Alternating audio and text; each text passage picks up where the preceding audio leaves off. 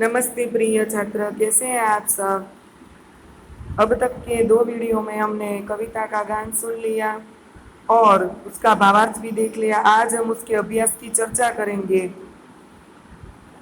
अभ्यास में पहला प्रश्न है, प्रश्नों के मौखिक उत्तर दीजिए।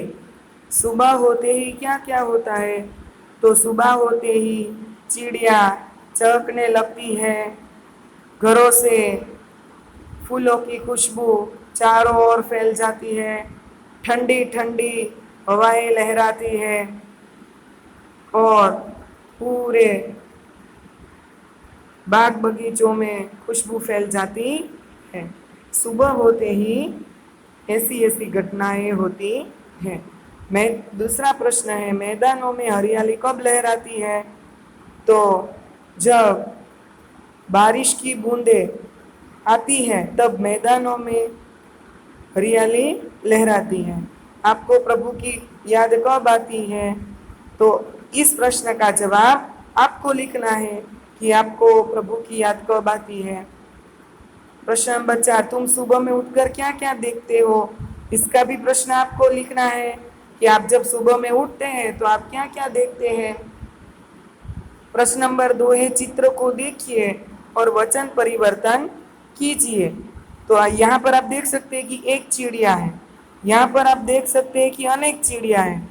तो चिड़िया उड़ रही है, तो चिड़ियाएं उड़ रही है, चिड़ियाएं आएगा बराबर।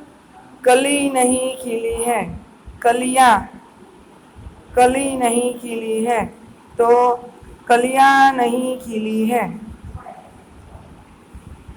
जैसे कि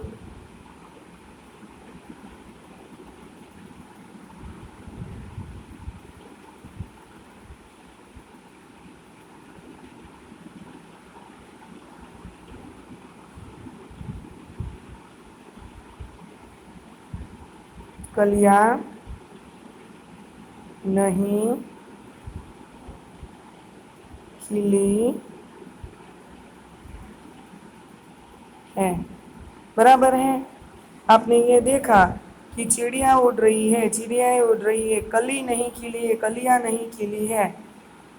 बूंद गिरती है तो बूंदे गिरती है, बूंदे गिरती है। उसके बाद है, यहाँ 3 है, बहुवचन दिया गया है, यहाँ पर एक वचन का वाक्य लिखना है। दरवाजे खुले हैं, तो दरवाजा खुला है, तो यहाँ पर लिखेंगे दरवाजा खुला है।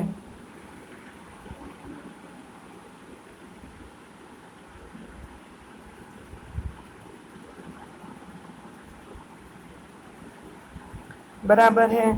लड़कियां खेल रही है, तो यहाँ भी बहुवचन दिया गया है, तो एक वचन लिखना है, लड़की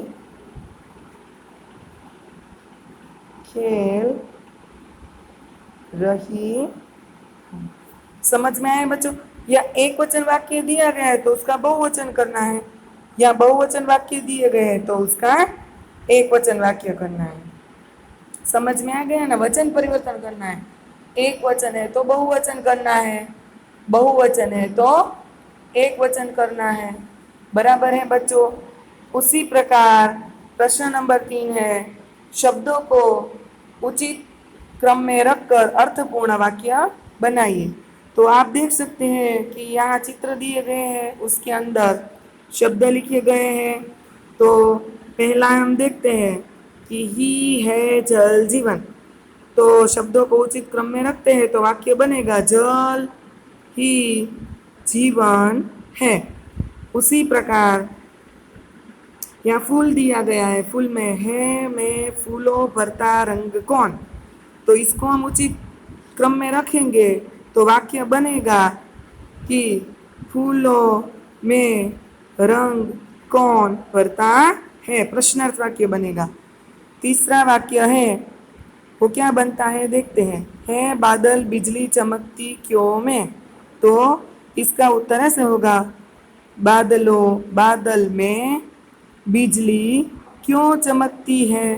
ये भी प्रश्न होगा।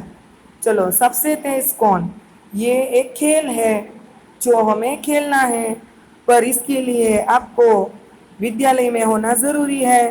तो आप जब विद्यालय में आएंगे, हमारा विद्यालय शुरू होगा, तब ये खेल हम खेलेंगे। बराबर है। तो ये प्रश्न का उत्तर आपको अपनी फेयर बुक में नहीं करना है। बराबर है। प्रश्न नंबर 5 है, नीचे दिए गए शब्दों के अर्थ शब्दकोश में से ढूंढ कर जिसे कौन बता सकता है। शब्दकोश में से किस प्रकार शब्द ढूंढे जाते हैं वो मैं आपको विद्यालय शुरू होने पर सिखाऊंगी।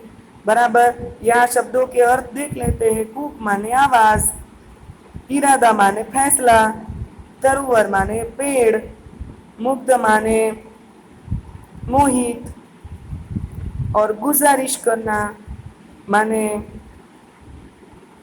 हमें किसी से गुजारिश करनी हो तो हमें गुजारिश करना है। बराबर है। बराबर है।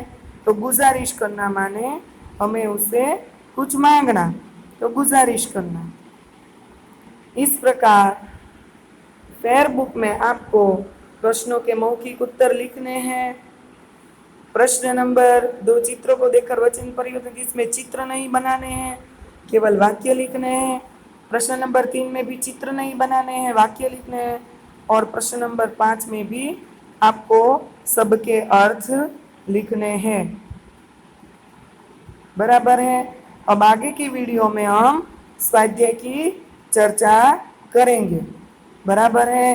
तो अपना होमवर्क अपनी फेयर बुक में कर लेना है, पूरा स्वाध्याय फेयर बुक में लिख लेना है। बराबर है। इसके अर्थ में यहाँ आपको लिख देती हूँ।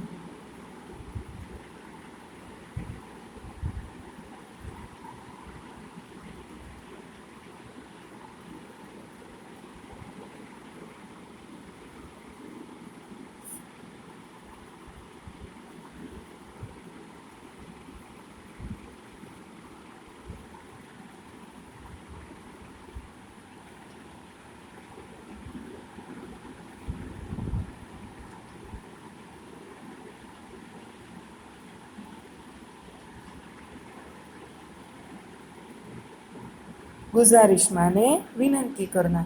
बराबर है। समझ में आ गया। कुकी कुक का अर्थ है आवाज, इरादा माने फैसला, तरुवर माने पेड़, मुग्ध माने मोहित, और गुजारिश माने विनंती। बराबर है। तो अब अपना होमवर्क पूरा कर लीजिएगा। बराबर है। घर में रहिएगा।